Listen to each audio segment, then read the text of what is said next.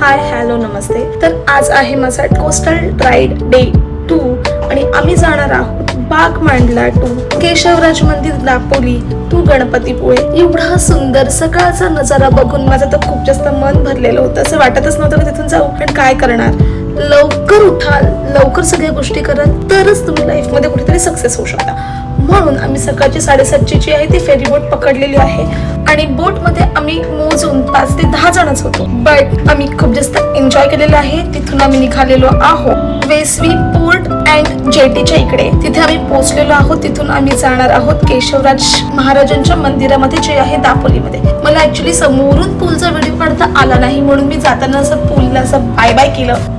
नंतर मी पोहोचलेली आहे केशवराज महाराजांच्या मंदिराच्या इकडे स्टार्टिंगलाच मला सुपारीची झाडं दिसली आणि सुपाऱ्या सुपट ठेवलेलं दिसलं, जे मी फर्स्ट टाइम बघितलं होतं। त्यानंतर रोडने तर जाताना खूप जुन्या पद्धतीची घरं दिसली, जी खरंच खूप जास्त छान होती आणि अजून पण लोक त्या घरामध्ये राहत होती। बघू शकता की सेम एकदम टिपिकल जुनी घरं वाटतात। इकडे थोडासा चढ होता, थोडासा उतार होता, बट झाडांमुळे काही ऊन किंवा कोणती पण गोष्ट अशी जाणवत नव्हती। हा आहे केशवराज महाराजांच्या मंदिराकडे जाणारा पूल, त्याच्या दोन्ही साईडला पण पाणी आहे। ऍक्च्युली मी आता उन्हाळ्यात गेली त्यामुळे इकडे जास्त एवढं पाणी नव्हतं, बट ह्या झराला जर तुम्ही पावसाळ्यामध्ये बघाल तर हा पूर्ण तुडुंब भरून वाहत असतो आणि ह्याच्या सगळीकडे जी आहेत ती सुपारीची, आंब्यांची, नारळाची, काजूची, चिकूची, फणसाची अशी खूप झाडं आहेत। बट गाईज, ह्या झाडांना जे आहे ते तुम्ही हात लावू नका, कारण की ही सगळी झाडं जी आहेत ती सगळ्यांची प्रायव्हेट प्रॉपर्टी आहे। जर तुम्ही तिथे हात लावलात तर तुम्हाला 10,000 रुपये जो आहे तो दंड आहे। So don't touch the trees. आणि त्याच्यानंतर थोडीशी चढण होती भाई, चढून माझी हालत खराब झालेली होती। एवढं नाहीये, पण हार्डली 25 to 30 मिनिटचा जो आहे तो रोड आहे। आणि गाईज, इथे जर तुमच्यासोबत ओल्ड एज पीपल्स असतील तर ओल्ड एज पीपलसाठी तिकडून आपल्याला ऑटो रिक्षा पण आहे, जी 300 रुपीजमध्ये पूर्ण वरती सोडते आणि तुम्ही तुमची प्रायव्हेट बाईक सुद्धा आणू शकता। ऍक्च्युली तिकडे असं सांगतात की आणू नाही शकत, बट तुम्ही नॉर्मली कोणाशी प्रेमाने बोललात तर तुम्हाला तिथे आणायला अलाउड आहे। त्यानंतर फायनली आम्ही पोहोचलेलो आहोत वरती।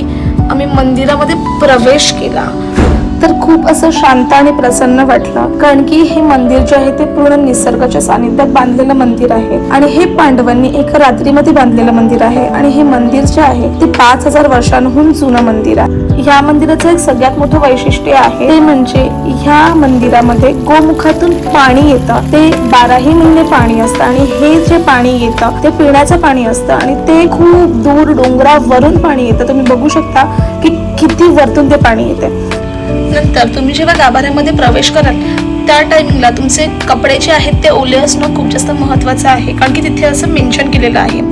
आणि केशवराज महाराज जे आहेत ते विष्णूंचंच एक रूप आहे, त्यांच्या गाभाऱ्यामध्ये खूप जास्त शांतता असते। त्यानंतर तिकडून आम्ही गेलेलो दाभोळ फेरीबोट पकडण्यासाठी। हे काहीतरी इंग्रजांच्या काळातलं काहीतरी होतं, आम्हाला आवडलं म्हणून आम्ही त्याचं शूट केलेलं आहे। काय आहे ते एक्झॅक्टली आम्हाला माहित नाहीये, पण दाभोळवरून फेरीबोट जी आहे ती येण्यासाठी 1 तास होता। आमची 5 मिनिटासाठी फेरीबोट जी आहे ती मिस झालेली होती, म्हणून केतन आणि मी वेटिंग रूम मध्ये वेट करत होतो। केतन खूप जास्त दमलेला होता म्हणून केतन झोपला आणि तिथे बसून ओव्हर ऍक्टिंग मला काही ना काही ज्ञान देत होता।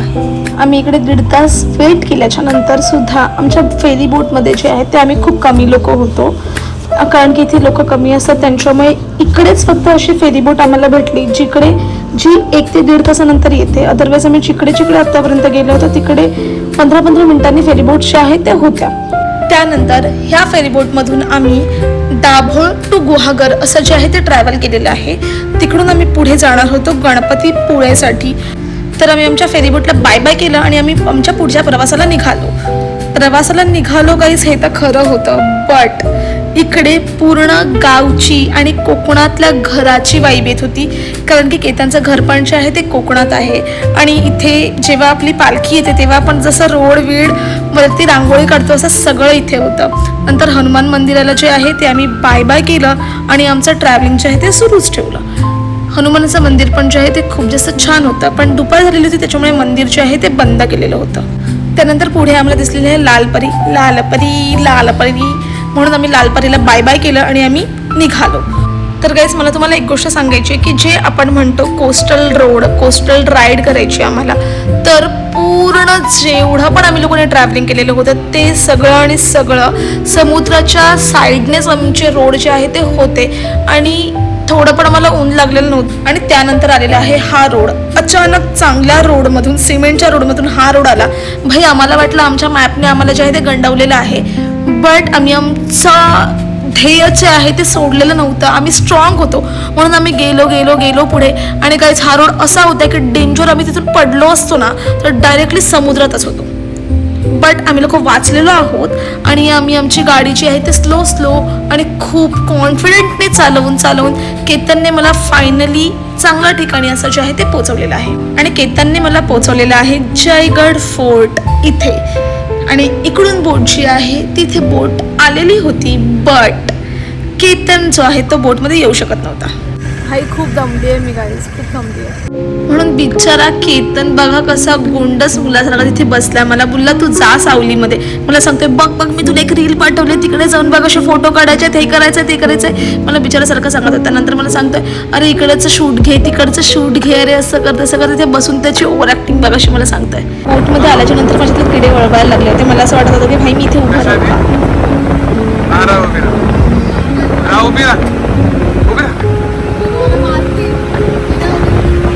ॲक्च्युली आम्हाला थोडंसं 1-2 तास मागे पुढे झालं होतं, कारण की आमचा अगोदरच्या ठिकाणी 1-1.5 तास गेला होता.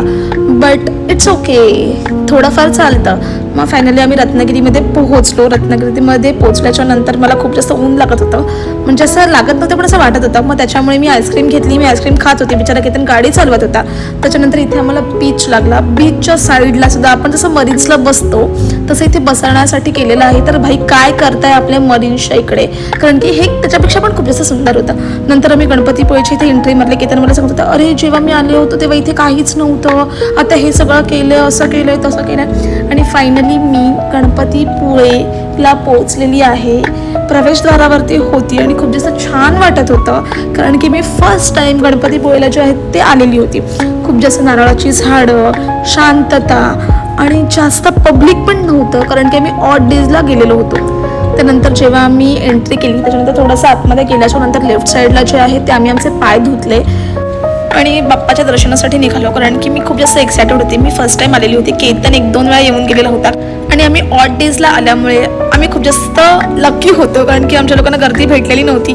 सगळ्या लाईन्स ज्या होत्या त्या खाली होत्या, अदरवाईज आम्हाला पूर्ण लाईनमधून जावं लागलं असतं. त्याच्यामुळे आमचं दर्शन जे आहे ते हार्डली 10 मिनिट्समध्ये जे आहे ते झालेलं होतं. हे आहे गणपतीपुळेचं सुंदर असं मंदिर, जे खूप जास्त छान आहे.